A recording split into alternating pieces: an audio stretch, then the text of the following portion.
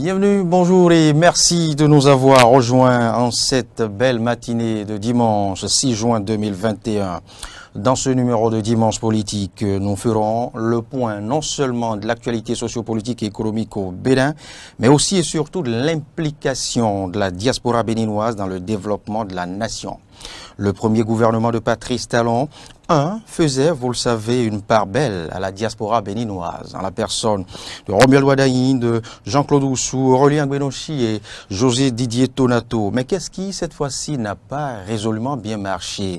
Sont-ils les seuls à représenter la diaspora béninoise dans l'exécutif au pays? Eh bien, nous poserons ces questions à notre invité. Mais entre autres questions, nous aurons à lui demander de nous lire l'ancienne et nouvelle équipe gouvernementale, la diaspora béninoise, la grande absente dans l'équipe gouvernementale, la contribution de cette diaspora au développement de Bénin, comme je vous en parlais tantôt, et puis l'implication de la diaspora dans les récents scrutins au Bénin, justement, de l'autre côté des frontières du pays. Voilà pour le menu de votre émission Dimanche Politique de ce 6 juin 2021, qui reçoit bien évidemment Monsieur François-Xavier Attaledi. Je rappelle qu'il est le président des émeraudes de la diaspora béninoise des États-Unis et du Canada. Bienvenue, Monsieur Attaledi.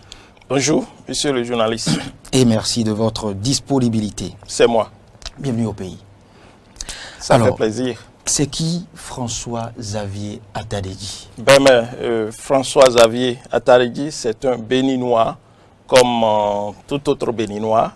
Je suis du département des Collines, précisément la commune de Glazoué, et aussi beaucoup plus en profondeur de l'arrondissement d'Aklankpa.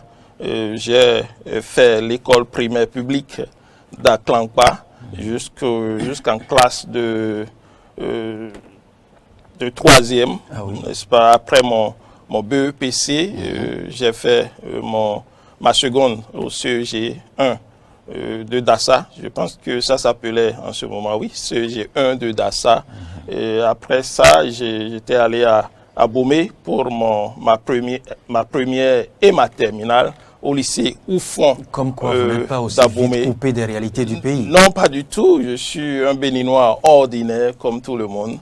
Et après mon bac, j'ai fait les sciences économiques à l'Université nationale du Bénin d'alors. Et puis, fortuitement, j'ai joué à la loterie Visa.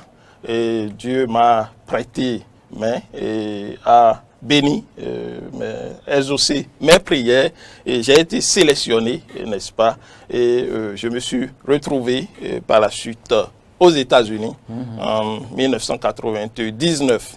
Donc aux États-Unis, j'ai décidé de ne plus continuer les économies. J'ai changé complètement de cap et j'ai fait l'informatique. Pourquoi avoir défini autre virage? Parce que la technologie battait son plein vers les années 2000. Et vous vous êtes senti le besoin de vous accommoder, exactement, de vous adapter aux réalités. Voilà, et il faudrait aussi souligner que en ce moment-là, l'anglais était une barrière. Nous ne parlons pas vraiment assez l'anglais. Nous avions de l'accent british, comme l'anglais le dit, et puis l'anglais faisait quand même d'une certaine manière une barrière de continuer l'économie proprement. Je pouvais le faire. S'il fallait le faire, il fallait le faire. Tout se déroulait en anglais. Je pouvais continuer dans la même lancée, mais je me suis dit, voilà, la technologie battait son plein. Vu tout ce que j'ai vu aux États-Unis, j'ai dit, bon, ça me ferait beaucoup plus le chemin de virer et de faire l'informatique.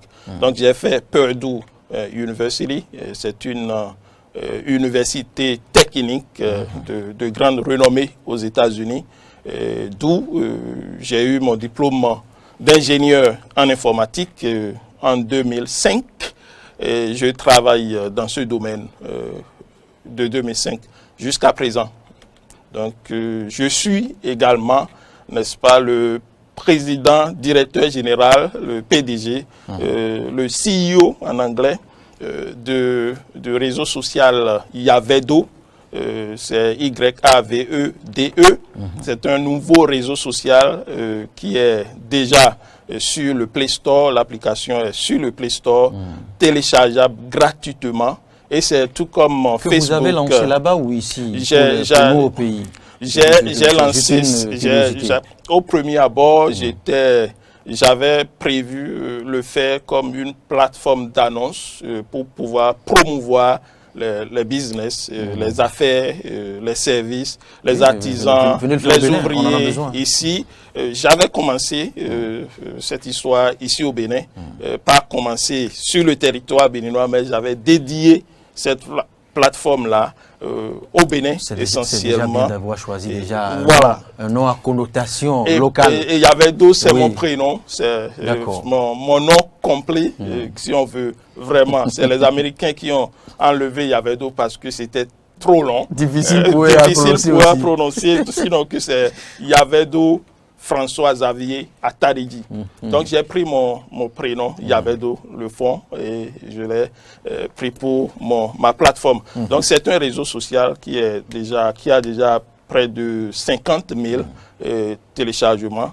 Et ça fait son petit bonhomme de chemin. J'invite les Béninois à aller visiter. On va apprendre à le découvrir, M. Ataridi. Mais dites-nous comment la transition se fait entre, je dirais, votre formation première et les nouvelles technologies. Et quel lien gardez-vous, entretenez-vous avec votre pays? Vous savez, de nos jours, aucune nation ne peut se développer sans se baser sur la technologie. Tout évolue très bien, et très vite, j'allais dire, sans la technologie, sans les réseaux sociaux, sans l'information à la milliseconde, vous ne pourrez pas réussir de nos jours. Donc, en tant qu'ingénieur en informatique, précisément dans ce domaine, je pourrais apporter beaucoup au Bénin, ma nation, ma très chère patrie. C'est encore au futur.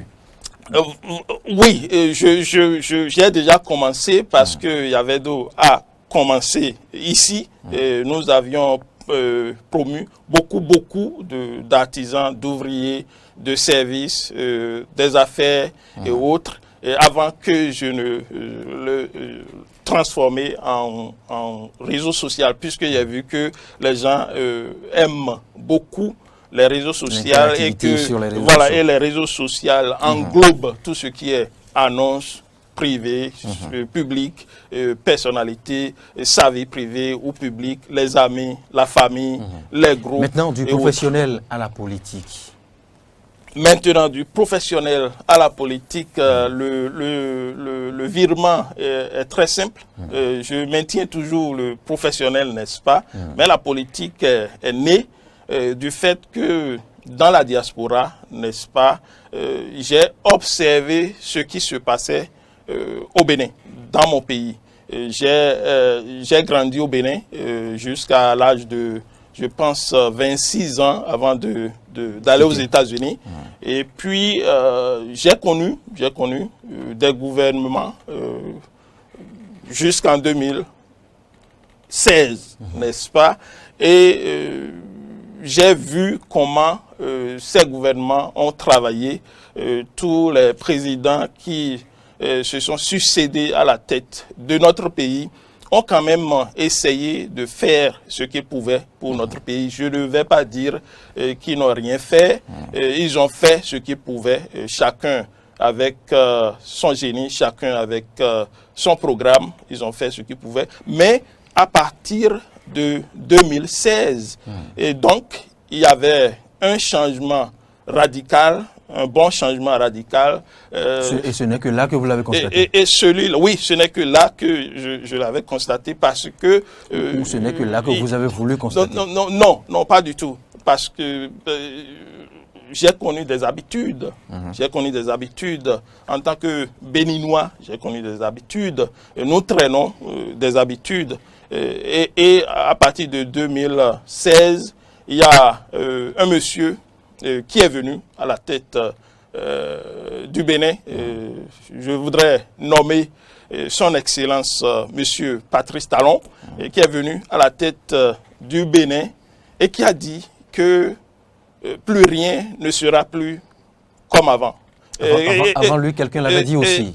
On a connu le changement, du changement à la refondation. Et comme il a dit, la différence, j'allais vous expliquer, c'est que Patrice Talon ne divague pas, ne bavarde pas, ne parle pas beaucoup.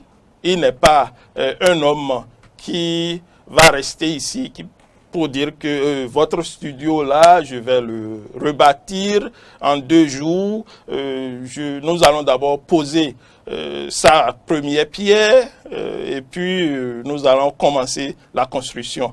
J'ai connu, vous comme moi, des gouvernements qui ont posé des centaines, par exagération des milliers de premières pierres, et les pierres sont toujours là. On n'a jamais vu une brique sortie de terre. Et Patrice Talon, à ce que je sache, n'a pas posé de première pierre. François, ce que nous constatons, si vous me permettez, ce que nous constatons, on constate que les édifices sortent de terre. Voilà. Puisque vous m'aidez déjà dans cette transition, ouvrons maintenant la lecture de l'actualité sociopolitique et économique au Bénin, puisque vous tentez déjà de peindre en bien tout de Talon, tout de Patrice Talon. Alors dites-moi maintenant, en un mot, quelle lecture faites-vous des 5 premières années de Patrice Talon? D'abord, avant de répondre à votre question, permettez-moi d'aller un peu derrière pour dire que mon virement dans le sens politique est né à partir du moment où la diaspora béninoise, États-Unis, Canada et d'autres parties aussi du monde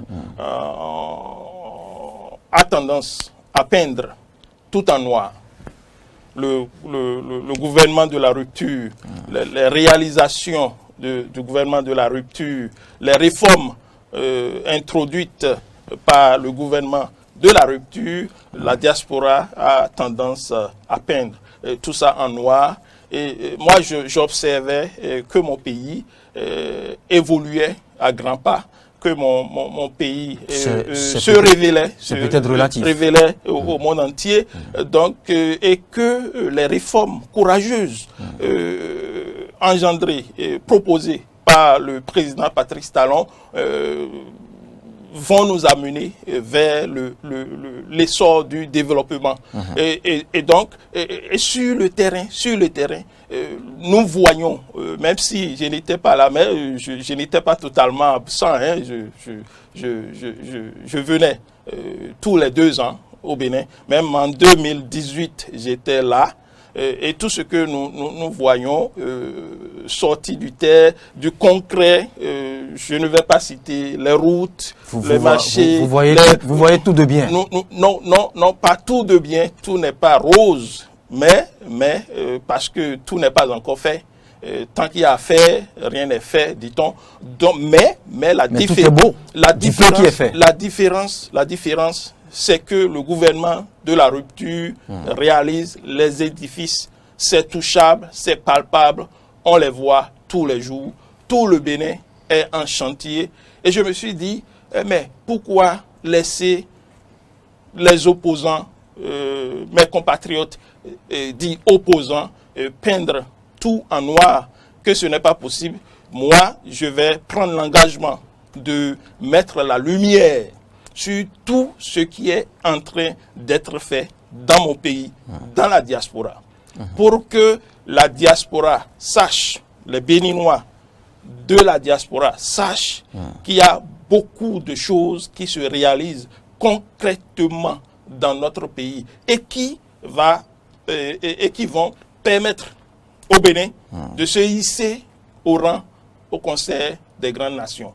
Donc pourquoi rester muet, rester sans action et laisser les opposants peindre tout en noir? C'est de là qu'est né mon engagement politique, celui-là qui consiste à mettre la lumière sur le PAG. Et c'est ce que j'ai fait jusque-là. Et c'est ce que je vais continuer par le faire. Voilà. Lequel engagement consomme les 5 ans favorablement? Évidemment, parce que je vais te donner, je vais te faire une confidence. Je suis là depuis dimanche et je peux t'affirmer que ce que j'ai vu avec mes Donc yeux... seulement une semaine? Environ une semaine, demain fera une semaine. Donc, ce que j'ai vu, ce que j'ai constaté moi-même, on ne me l'a pas dit là-bas, on me disait, je voyais sur les écrans, sur les réseaux sociaux, mais maintenant, j'ai touché du doigt la réalité. Ok? J'étais ici au Bénin en 2014 et j'allais à Ouida, à la plage, aller visiter aussi la porte du Nord et tout, et le musée du Ouida, et puis les édifices culturels.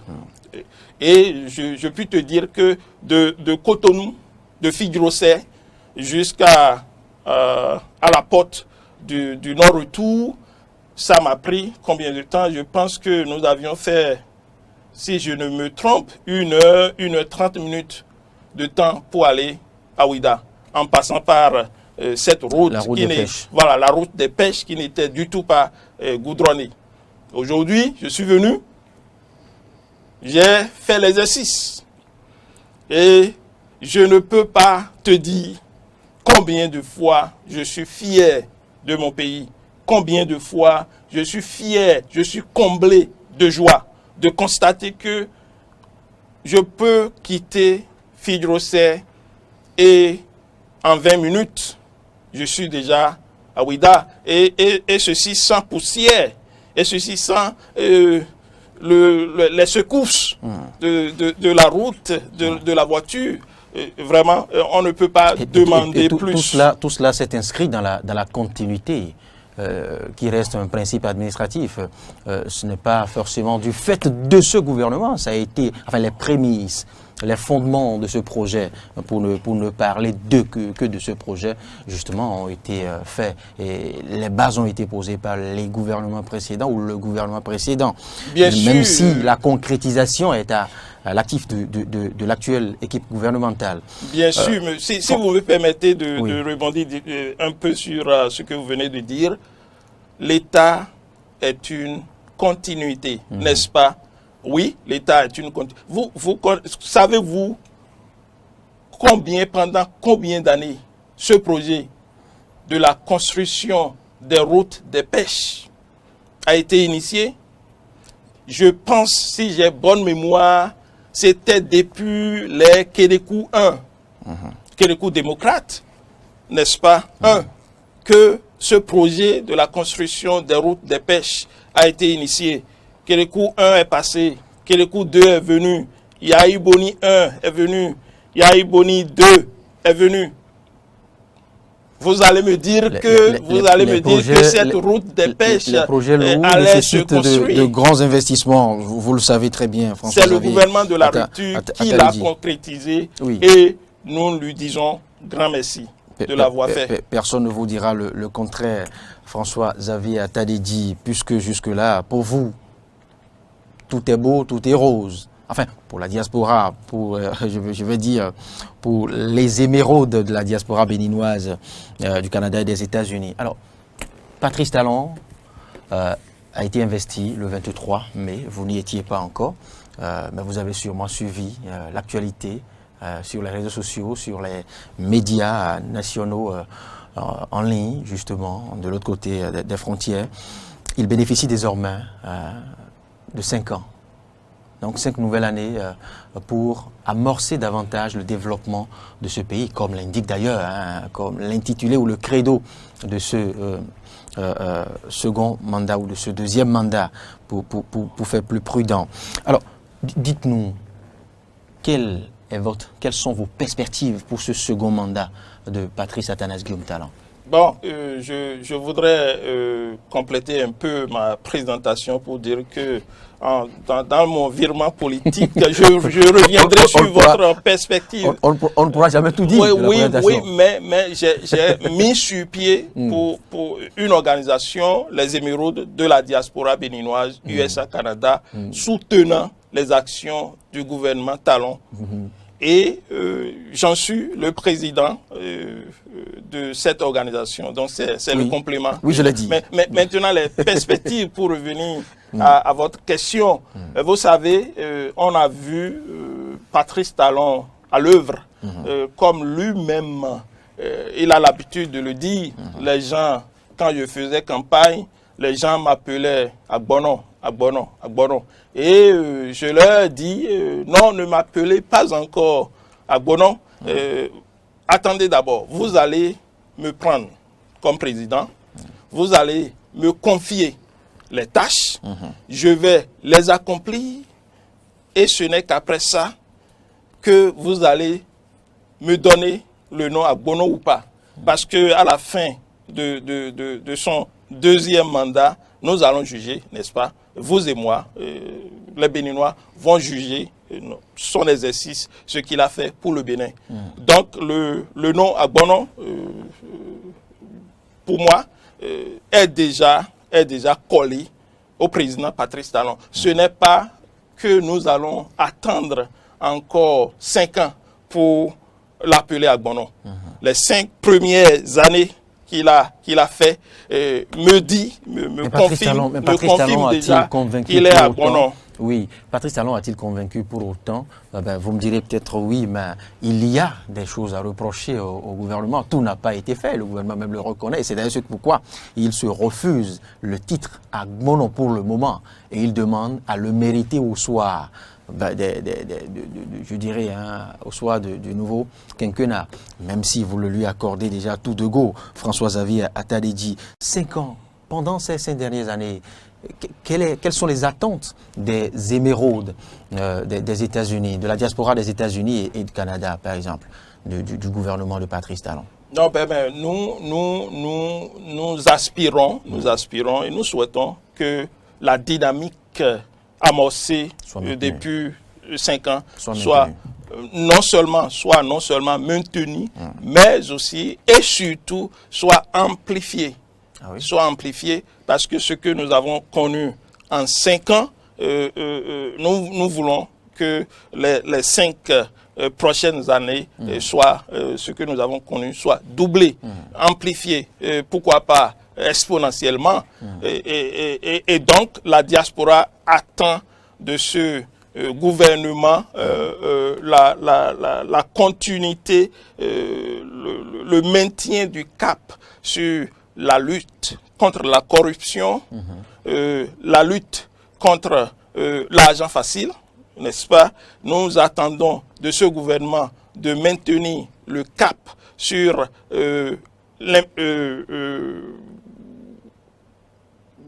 rythme imprimé. Le rythme qu'il a impulsé, n'est-ce pas? Nul ne doute aujourd'hui que notre appareil judiciaire est en train de faire son travail, ce travail qui est de prendre les Béninois responsables de leurs actes. Nous réclamons la démocratie. Ce n'est pas exactement ce que pensent les droits. Ce n'est pas exactement ce que pensent cette partie je dirais, des Béninois, des politiques béninois exilés, soit aux États-Unis ou en France. Évidemment, nous leur concédons, n'est-ce pas, leur position. Ils ne sont que dans leur rôle. Et vous savez, avant, vous détournez, vous êtes à un poste de responsabilité, vous détournez les deniers publics et vous n'êtes pas inquiété. Vous pouvez détourner, vous pouvez faire tout et vous êtes intouchable. Avant 2016, c'était les hommes qui étaient forts au Bénin, mais pas le système, mais pas l'État. L'État n'était pas fort, c'est les hommes qui étaient forts. À partir de 2016, ce sont les réformes qui sont fortes, ce sont les lois de la République qui sont fortes, ce sont les institutions de la République qui sont fortes, et non plus les hommes. Que ces réformes en irritent plus d'un. Il y a aussi le risque que ces institutions que vous voyez déjà trop fortes écrasent cette population qu'elles sont censées servir. Vous savez ce que nous ne voyons pas, et je vais regarder directement dans ma caméra pour le dire aux Béninois, ce que nous ne savons pas, ou bien ce que nous refusons de savoir, c'est que nous sommes des hommes et tout homme est faillible. Avant, comme je l'ai dit, on peut tout faire et on est intouchable. Aujourd'hui, telles que les réformes politiques mises en place par le gouvernement de la rupture l'ont stipulé, chacun de nous doit être tenu responsable de son acte. Et vous savez, c'est normal, hein, c'est l'homme qui est créé comme ça par Dieu. Dès que son intérêt est piétiné d'office, il est contre ce système. C'est normal que les réformes dans tous les secteurs du gouvernement de la rupture ont piétiné les intérêts des uns et des autres. Et c'est normal qu'une fois que les intérêts sont piétinés, on n'est pas d'accord, on n'est du tout pas d'accord, on est contre le système. Et c'est comme ça, moi, je vois la chose. Au lieu de voir que, comme nous avions l'habitude, que on ne devrait du tout pas toucher à nos intérêts. Nous sommes toujours forts, nous sommes toujours riches. Et à côté, ici, nous avons les pauvres, nous avons beaucoup de millions de personnes qui n'ont pas accès à l'eau potable, qui n'ont pas accès à l'électricité, qui n'ont pas accès à l'école, qui n'ont pas accès aux soins médicaux, qui n'ont pas d'assurance maladie et autres. Les enfants à l'école qui n'ont pas de nourriture à manger et qui rentrent à la maison à midi et qui n'ont rien à manger, qui restent parfois à jeun et retourner à l'école. Parfois, il y en a qui refusent d'y retourner parce que on ne peut pas aller à l'école quand on a faim quand même.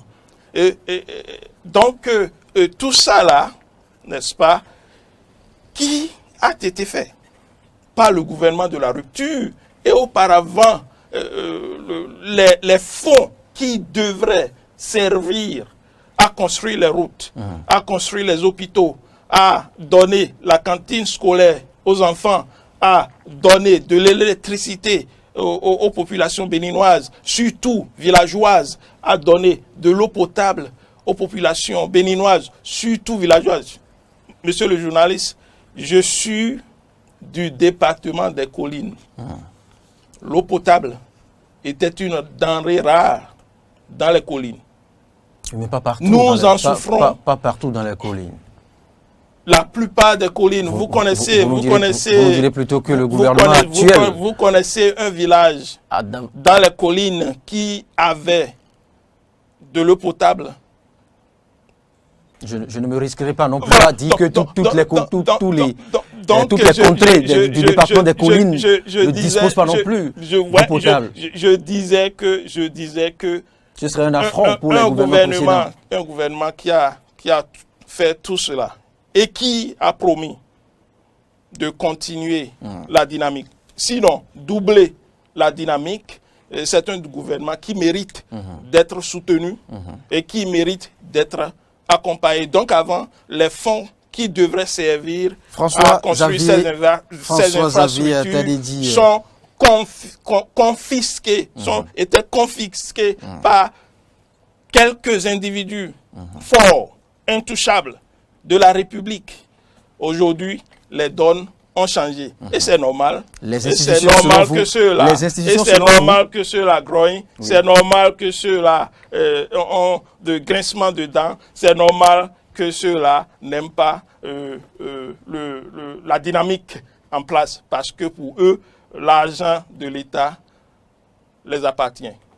Et non à la population. François-Xavier Tadedi, les routes et les rues asphaltées vous ont autant convaincu au point, je ne dirais pas de vous aveugler, mais de vous permettre de distinguer quelques limites que ce soit dans les actions du gouvernement. Tout est beau. Mais vous avez oublié les nombreux déguerpis aux premières heures par Modeste Otoboula, justement sous l'égide de l'exécutif, aux premières heures de l'installation de ce gouvernement. Vous avez oublié les nombreux emplois supprimés avec fermeture des structures. Vous avez oublié aussi, je dirais pas, ces opérateurs économiques qu'on a contraints à l'exil, dont les entreprises ont été fermées, Soleil FM qui employait plus d'une dizaine de Béninois qui aujourd'hui sont, vous le savez, au chômage ou se débrouillent à leur manière. Pour ne citer que ces quelques cas. Alors là, tout reste encore, tout est aussi beau, tout est aussi rose dans ce que vous déclinez comme action de ce gouvernement au premier quinquennat. Vous savez, aucune œuvre humaine n'est parfaite. C'est l'homme qui a fait, ça ne sera jamais parfait. Mais par contre, n'est-ce pas, nous ne pouvons jamais faire d'omelette sans casser des œufs. Nous ne pouvons jamais vouloir quelque chose et son contraire. Nous ne pouvons jamais vouloir que Cotonou soit la vitrine, une ville phare de l'Afrique de l'Ouest, une ville exemplaire où il fera bon vivre pour chacun et pour tous, et laisser les trottoirs réservés par les piétons, réservés aux piétons, j'allais dire, occupés, j'allais dire, tous azimuts, par les étalages, par les bonnes dames. Je vais profiter de votre plateau pour compatir aux douleurs de ceux qui ont été dégagés au bord des voies, des rues de Cotonou. Je compatis sincèrement à leur douleur et je ressens en moi aussi leur douleur en tant que Béninois, être humain. Je ressens dans mon cœur leur douleur, mais néanmoins, nous avons un devoir envers notre patrie, celui-là qui consiste à faire de notre pays un endroit où il fera bon vivre pour chacun et pour tous. Et pour le faire, il faut quand même avoir le courage de prendre certaines actions, même si ça va piétiner, même si ça va déranger. Et c'est ce que le gouvernement de la rupture est en train de faire, Vous avez cité Modeste Otoboula, mais vous avez oublié de dire que quand tout cela s'est passé, aujourd'hui, nous voyons pousser de terre les marchés modernes qui sont en construction. Et j'ai circulé un peu à Cotonou et j'ai constaté que ces marchés modernes sont... je ne suis pas ingénieur en BTP ni rien, mais je peux me permettre de faire une évaluation. J'ai constaté que ces marchés modernes sont à plus de 70% d'exécution.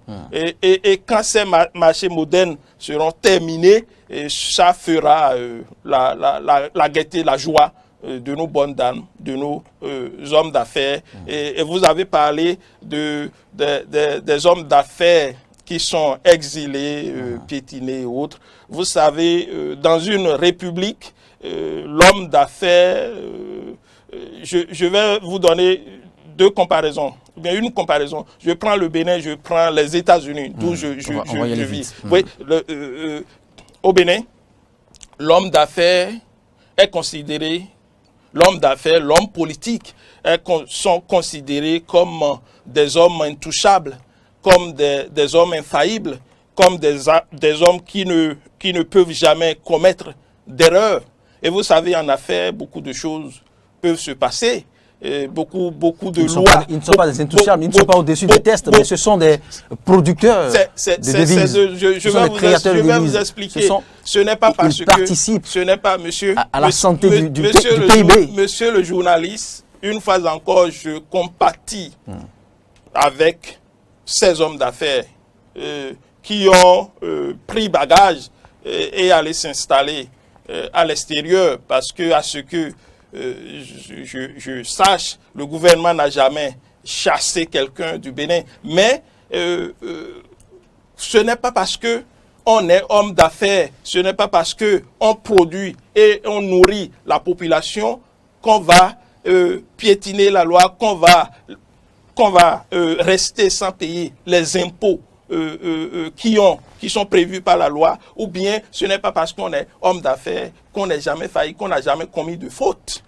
Aux États-Unis, nous voyons tous les jours des milliardaires qui sont condamnés en faisant toujours les affaires. Si vous faites les affaires, vous ne respectez pas les lois de la République, mais vous tombez sous le coup de ces lois. Ce n'est pas parce que vous avez un champ de maïs qui nourrit tout un village que vous pouvez vous lever et frapper ou bien tuer quelqu'un dans le village et parce que vous nourrissez le village. François-Xavier vous êtes intouchable, la loi ne s'applique pas à vous.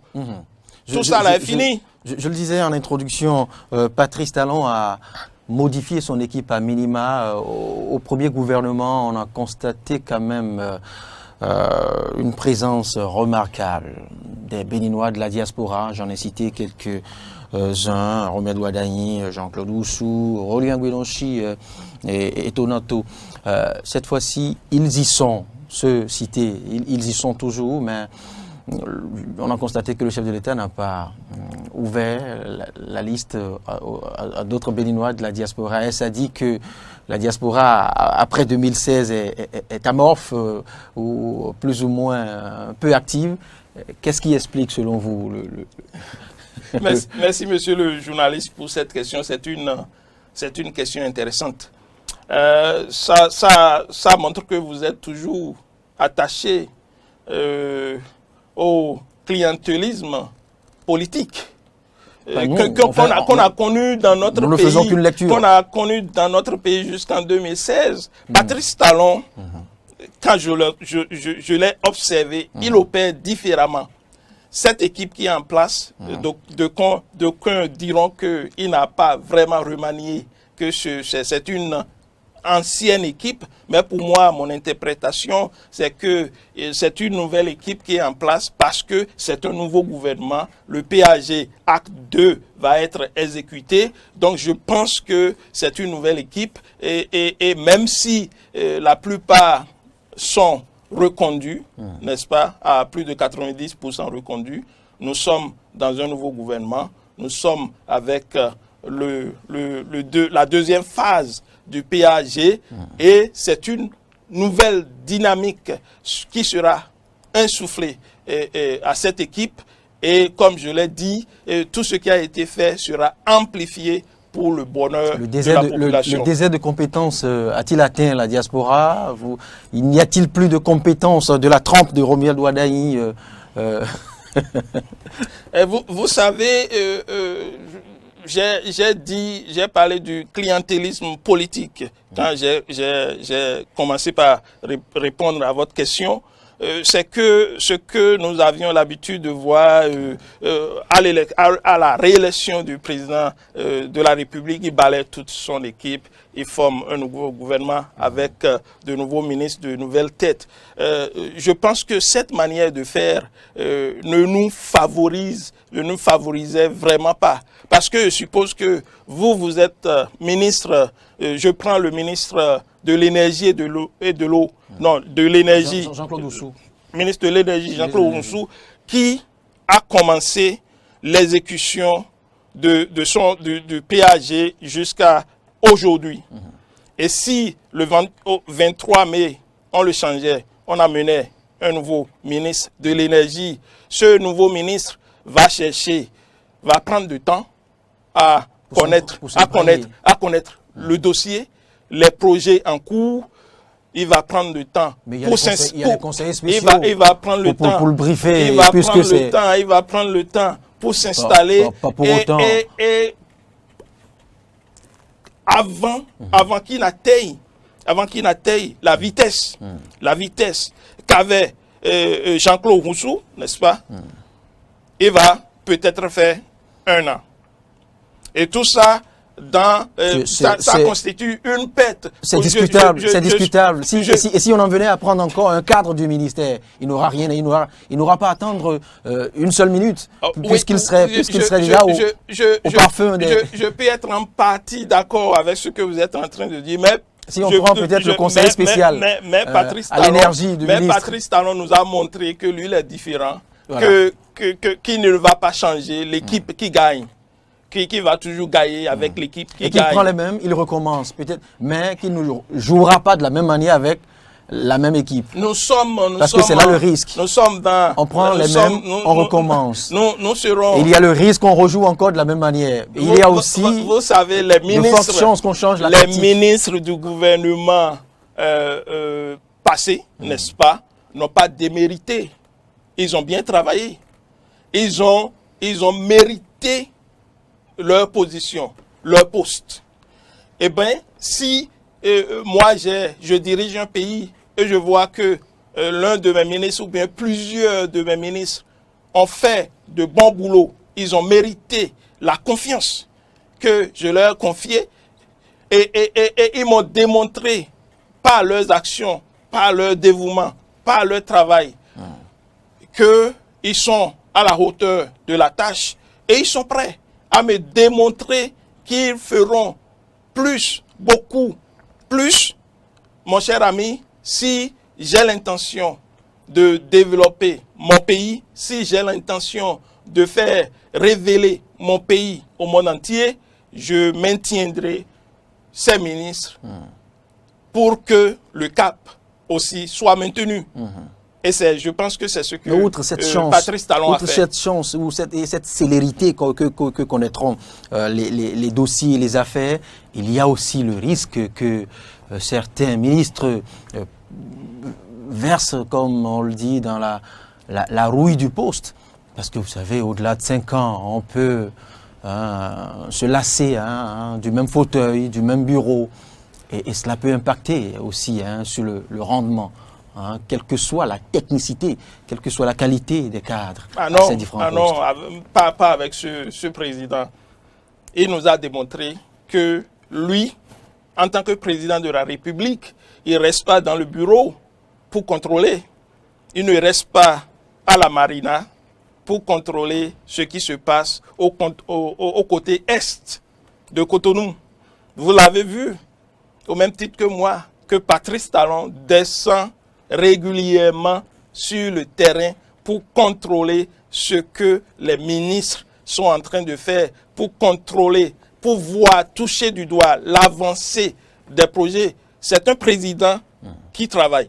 C'est un président que, c'est mon interprétation, c'est qu'un président qui te confie une tâche, et il t'observe et après quelque temps lui-même, il n'attend pas que bien sûr, tu vas venir lui faire les rapports, Monsieur le Président, voici l'évolution, nous sommes à tel niveau, telle chose a été faite, et puis le Président dit oui, d'accord, ça c'est bien, bon travail, il reste dans son fauteuil. Ce culte de la continuité, cette, je dirais, prime à la confiance et à la fidélité que développe le chef de l'État vis-à-vis de ses collaborateurs n'a pas que de gain. Il y a aussi le risque.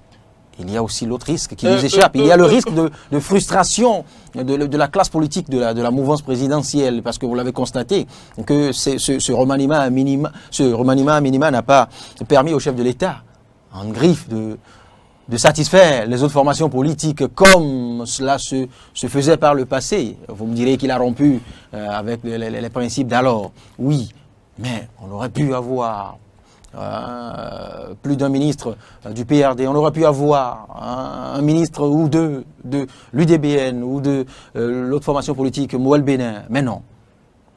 Et les frustrations resteront, même si elles ne sont pas exprimées, même si on en a remercié d'autres à travers les préfectures. Vous me confirmez une fois encore, Monsieur Davor, que vous êtes toujours collé au clientélisme politique. C'est ça qui ne fait pas avancer les choses. Le clientélisme, le PRD a mouillé le maillot pour moi, les émeraudes de la diaspora béninoise ont mouillé le maillot pour moi, l'UDBN a mouillé le maillot pour moi, le Moël Bénin a mouillé le maillot pour moi. Donc, une fois réélu, d'accord, je dois les satisfaire. Ça fait le partage du gain. Je dois les remercier de leurs efforts au détriment du développement de notre pays. Non, qu'est-ce que ça dit? Au détriment du développement pas forcément de au détriment pays. du pays, pas forcément. C'est-à-dire, vous déniez à ces formations politiques cette possibilité qu'elles détiennent des cadres rompus et qui puissent faire le travail. Monsieur le journaliste, moi j'ai soutenu ce gouvernement du début jusqu'à aujourd'hui, n'est-ce pas? Et je suis rentré au pays toucher du doigt les réalités. Est-ce que je vais dire que parce que Patrice Talon a remanié son gouvernement, parce que Patrice Talon a donné, changé tel préfet et mettre quelqu'un d'autre, parce que j'ai mouillé le maillot pour Patrice Talon, il doit obligatoirement me donner un poste, il doit obligatoirement me récompenser, il doit obligatoirement me nommer à un poste de responsabilité. Si j'ai cette vision, si je me comporte de cette manière-là, ça voudra dire que... Il ne s'agit pas ici de quémander. Attendez. Il ne s'agit pas ici de quémander. Il ne s'agit pas ici d'une quête au poste. Ça voudra dire que... Il s'agit aussi de la gestion du climat social dans la mouvance ça voudra dire que, effectivement, et vraiment, je ne le soutiens pas. Je suis en train de le soutenir. Je le soutiens moyennant quelque chose. On peut soutenir sans jamais être au front. Je le soutiens parce qu'il y a un intérêt derrière mon soutien, mon soutien.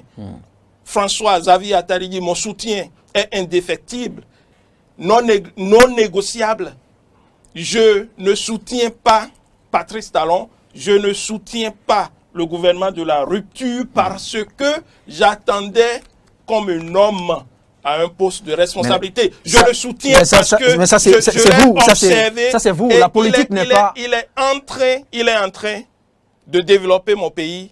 Il est en train d'amener mon pays là où il n'a jamais été. Mais la politique, c'est pas du messianisme, c'est pas du sacerdoce. La politique, c'est pas de la religion, vous le savez. La politique, c'est aussi un jeu d'intérêt. Et qui dit soutien politique met sur la table ou sous la table aussi d'autres négociations insidieuses. Et c'est ce que je dis. Le chef de l'État a fini par le faire, même s'il l'a fait de manière, je dirais, dissimulée. Les formations politiques en griffe, oubliées au remaniement, ont été, je dirais, satisfaites d'une manière ou d'une autre lors de la modification, de la configuration de l'équipe des préfectures. Alors, vous avez constaté que Moël Bénin et UDBN ont été servis. C'est vous qui l'interprétez de cette manière. C'est vous qui voyez l'action du président. Mais si ça n'est pas le cas, pourquoi n'a-t-on pas vu un cadre des FCBE, des FCDB? Pour moi, n'est-ce pas, Patrice Talon tient... Pourquoi n'a-t-on pas hissé un neutre à la tête d'une préfecture? J'en viendrai. Selon notre constitution, l'animation de la vie politique est réservée aux partis politiques, n'est-ce pas? Le président en tient beaucoup compte. le président, en renouvelant son gouvernement, nous a montré à la face du monde qu'il n'est pas là pour faire le clientélisme politique. Il est là pour travailler avec les gens compétents, les gens qui lui doivent de compte, les gens qui rendent compte après l'exécution de leur tâche. Je ne vous coupe pas, mais je vous rappelle que à l'avant-veille de la présidentielle du 11 avril dernier, le président Patrice Talon a supprimé certaines formations politiques au cours de leur congrès, au cours de certaines réunions, et c'est là où lui-même a mis l'accent sur le principe que, eh bien, s'il arrivait à avoir le second mandat ou le deuxième mandat, eh bien, et que toutes les formations politiques, qu'il n'y aura plus de formations politiques oubliées, eh bien, il a dit au congrès de l'UDBN, quand il supprimait cette formation politique à Décombé, c'est vous dire que le clientélisme que vous semblez combattre, que vous semblez ne pas voir, ce peut ne pas être le cas, mais le chef de l'État n'a pas complètement oublié les autres formations politiques. Et je vous l'ai dit, il les a satisfaits en partie, ou peut-être intégralement, à travers les préfectures, qui sait.